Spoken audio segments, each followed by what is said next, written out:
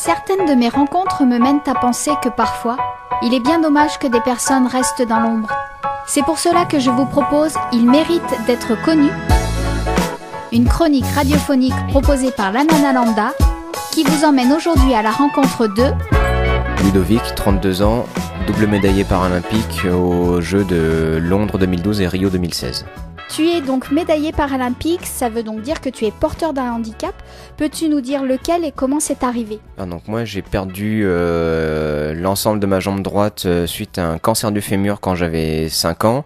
Le cancer s'est déclaré quand j'avais 5 ans, j'ai été amputé à 6 ans, une grosse année plus tard. Donc ce qui fait que maintenant le cancer était complètement éradiqué suite à l'amputation, mais effectivement du coup je n'ai absolument plus rien de la jambe droite. Comment vis-tu ce handicap et comment le vit ton entourage ? Moi je le vis très bien. Pas de problème. Comme je dis toujours, je pense que j'ai eu la chance entre guillemets que ça me soit arrivé extrêmement jeune, que je n'ai pas de souvenir de ma vie en tant que petit enfant invalide, et je pense que c'est quand même quelque chose de beaucoup plus confortable d'avoir créé mon parcours qui est certes atypique mais qui a sa cohérence comparé à quelqu'un qui subirait un accident de voiture à 30 ans ou 40 ans. Le fait est que même si plus dur c'était pour ma famille, pour mes parents qui ont dû subir ça en saisissant la pleine mesure, mais là où ils ont eu aussi, on va dire, vraiment l'intelligence de ne pas m'enfermer dans un cocon, de m'amener à me bousculer. Ils ont tout de suite compris que le sport c'est un excellent moyen de surmonter le handicap. Donc ouais, c'est ce qui m'a poussé vraiment à devenir ce que je suis maintenant. C'est vrai que je pense que c'est quand même beaucoup plus facile parce qu'à 6 ans, à part sa famille, on n'a rien, et c'est autre chose que à l'âge adulte d'avoir un conjoint, des enfants à élever, à nourrir, une maison à payer. Voilà, ça peut changer radicalement. Ce qui fait que par rapport à ça, au moins j'ai pu me projeter facilement au quotidien, quoi. Donc on l'aura bien compris, tu es sportif de haut niveau. Peux-tu nous dire quelle discipline tu pratiques, depuis combien de temps et surtout comment tu l'as choisi ? Donc du coup, je fais de l'escrime, vous l'avez compris. Dans l'escrime, vous savez peut-être, il y a 3 armes, il y a du fleuret, de l'épée et du sabre. Nous, dans l'escrime handisport, on a possibilité de pratiquer 2 armes en compétition. Donc moi, je pratique le fleuret et le sabre. J'ai commencé l'escrime il y a 24 ans, donc quand j'avais 8 ans, donc tout simplement parce que comme je le disais, au moment où mes parents cherchaient à me stimuler par le sport, comme dans ma famille on est très férus d'arts martiaux, je voulais faire un sport de combat, mon père étant professeur d'aïkido, ma mère pratiquant le tai chi, je voulais partir dans cette veine-là, donc c'était pas évident à trouver, et il s'est trouvé que donc dans ma ville natale à Vannes, il y avait un club d'escrime handisport avec 2 champions paralympiques et la maître d'armes qui leur avait tout appris. Donc je suis arrivé dans ce club tout petit avec des grands champions face à moi, et ça m'a donné bien sûr la flamme pour avoir envie de progresser. C'est ce qui m'a permis, je pense, de monter mon niveau assez rapidement malgré mon âge, quoi. Quelle est la différence entre l'escrime et l'escrime paralympique ? Est-ce que les règles sont les mêmes ? Alors, les règles sont tout à fait les mêmes. La seule différence, en fait, c'est que dans l'escrime handisport, ça se fait toujours assis sur un fauteuil roulant, quel que soit le type de handicap que vous avez. La principale différence, c'est que on n'a pas du tout d'usage des jambes, et même contrairement à ce que beaucoup de personnes pensent, les fauteuils roulants ne bougent pas du tout. Ils sont fixés sur des plaques au sol et ils sont complètement immobilisés, et avec une barre transversale qui va permettre de garder la même distance et le même angle de combat tout au long du match. Avec une main, on tient son arme bien sûr, et avec l'autre main, on s'accroche à une poignée qu'on a sur le côté du fauteuil qui permet de faire des bascules latérales, et donc d'exprimer toute sa technique. C'est à cette adaptation dont les valides doivent prendre compte quand ils se mettent dans le fauteuil roulant en face de nous. C'est le grand avantage de ce sport, c'est que n'importe quel escrimeur qui veut faire un match contre moi, il se met dans un fauteuil roulant, ça annule son avantage de jambes, mais du coup on peut vraiment exprimer nos différentes techniques de main. Et la distance de combat fait qu'on peut exprimer vraiment toute la palette technique aussi riche que l'escrime valide. Donc ce qui déstabilise les escrimeurs valides au début, c'est qu'ils sont habitués à vraiment reculer loin, on dit un peu à s'enfuir quand ils sont attaqués. C'est la principale différence, c'est que dans l'escrime handisport, il faut toujours être prêt à se défendre parce que la distance fait que on peut jamais complètement s'échapper face à une attaque.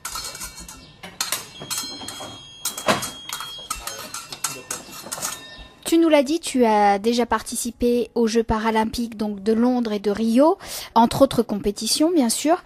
Qu'est-ce que ça procure comme sensation d'arriver à concourir justement dans ce genre de compétition mondiale?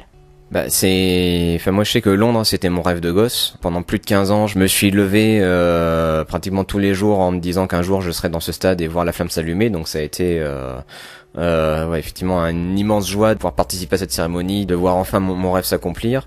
Mais au final, je m'attendais à prendre une très grosse décharge d'adrénaline dans le stade. Mais en fait, au final, alors bien sûr, ce sont des émotions fabuleuses dont je me souviendrai toujours, avec le clan français entier qui chante la Marseillaise avant d'entrer dans le stade, la flamme qui s'allume, faire le tour du stade avec 80 000 personnes qui nous observent. Donc c'est vraiment impressionnant. Mais au final, prendre les plus grosses décharges d'adrénaline, là où je les ai prises, ça a été juste avant mes combats, où en fait la différence c'est que nous, même sur des grands championnats du monde, championnats d'Europe, honnêtement, si on a 30-40 spectateurs, c'est le maximum. Donc on est comme une discipline très confidentielle.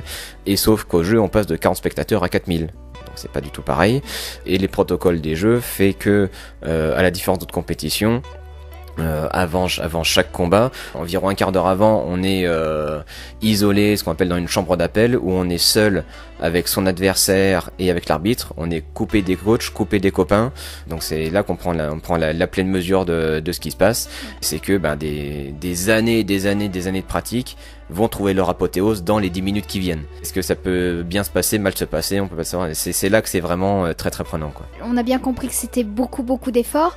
Comment ça se passe justement? Peux-tu nous parler de tes entraînements, ton organisation vie pro, perso, sportive?